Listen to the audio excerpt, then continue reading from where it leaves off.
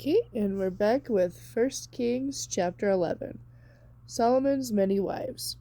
Now King Solomon loved many foreign women. Besides Pharaoh's daughter, he married women from Moab, Ammon, Edom, Sidon, and from among the Hittites. The Lord had clearly instructed his people not to intermarry with those nations, because the women they married would lead them to worship their gods. Yet Solomon insisted on loving them anyway.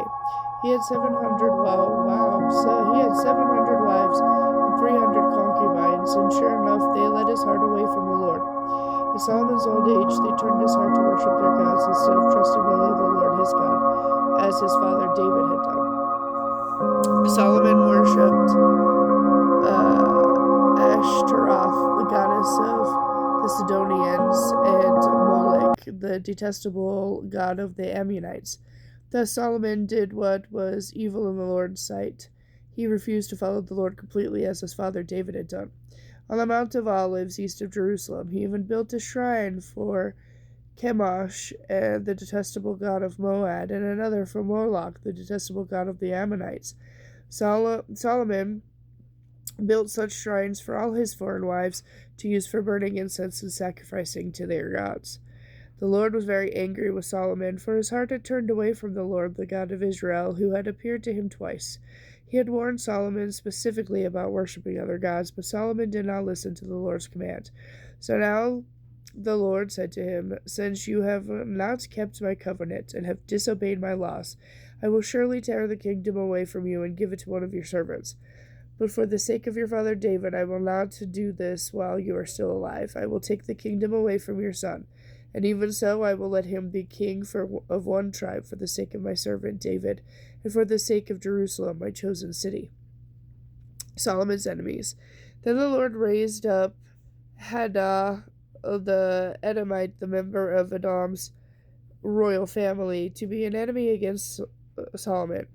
Years before, David had gone to Edom with Joab, his army commander, to bury some Israelites who had died in battle. While there, the Israelite army had killed nearly every male in Edom. Joab and the army had stayed there for 6 months, killing them. But Hadad and a few of his father's royal officials had fled. Hadad was a very small child at the time. They escaped from Midian and went to Paran,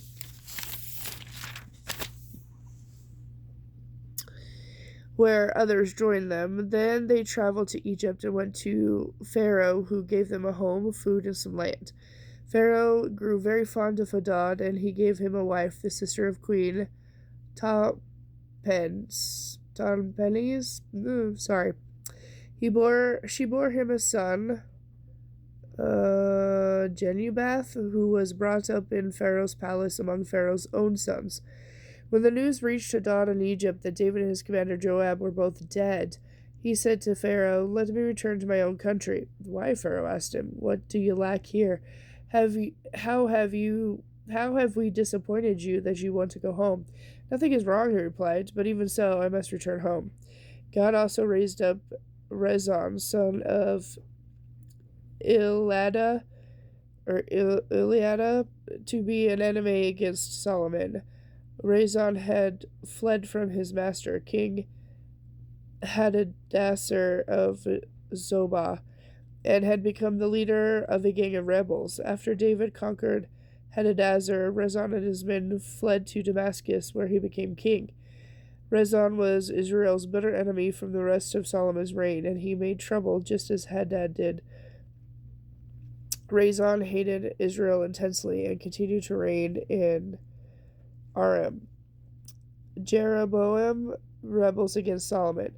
Another rebel leader was Jeroboam, son of Nebat, one of Solomon's own officials. He came from the city of Zeradah in Ephraim, and his mother was Zerah, a widow. This is the story behind his rebellion. Samuel was rebuilding the Millo and repairing the walls of the city of his father David. Jeroboam was a very capable young man, and when Solomon saw how industrious he was, he put him in charge of the labor force for the tribes of Ephraim and Manasseh. One day, as Jeroboam was leaving Jerusalem, the prophet Ahijah from Silo met him on the road wearing a new cloak. The two of them were alone in the field, and Ahijah took the new cloak he was wearing and tore it into 12 pieces. Then he said to Jeroboam, Take 10 of these pieces, for this is what the Lord, the God of Israel, says. I am about to tear the kingdom from the hand of Solomon, and I will give 10 of the tribes to you. And I will leave him one tribe for the sake of my servant David and for the sake of Jerusalem, which I have chosen out of all the tribes of Israel. For Solomon had abandoned me and worshipped Ashtaroth, the goddess of Sidonians, Chemosh, the god of Moab, and Moloch, the god of Ammonites. He has not followed my ways and done what is pleasing in my sight. He has not obeyed my laws and regulations as his father David did. But I will not take the entire kingdom from Solomon at this time for the sake of my servant David, the one who I chose and who obeyed my commands and laws. Sorry. I will let Solomon reign for the rest of his life. But I will take the kingdom away from his son and give 10 of the tribes to you. His son will have one tribe, so that the descendants of David David, my servant, will continue to reign in Jerusalem, the city I have chosen to be the place of my name. And I will place you on the throne of Israel, and you will rule over all that your heart desires.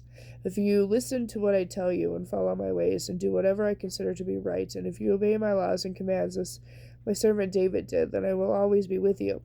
I will establish an enduring dynasty for you, as I did for David, and I will give Israel to you. But I will punish the descendants of David because of Solomon's sins, though not forever. Solomon tried to kill Jeroboam, but he fled to King Shishak of Egypt and stayed there until Solomon died. The rest of the events in Solomon's reign, including his wisdom, are recorded in the book of Acts of Solomon. Solomon ruled in Jerusalem over all Israel for 40 years. When Solomon died, he was buried in the city of his father David. Then his son Rehoboam